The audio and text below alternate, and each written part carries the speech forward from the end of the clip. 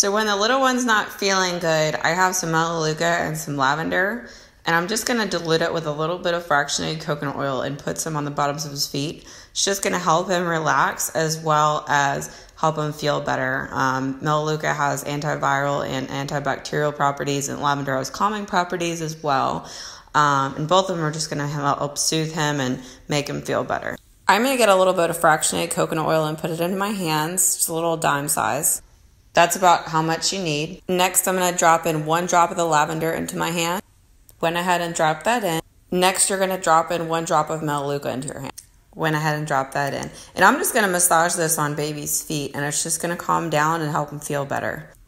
So you start applying it to their feet. Just kind of massage it in. And then you go to the next foot and do the same thing. And we just had a bath, so we have little wrinkly toes.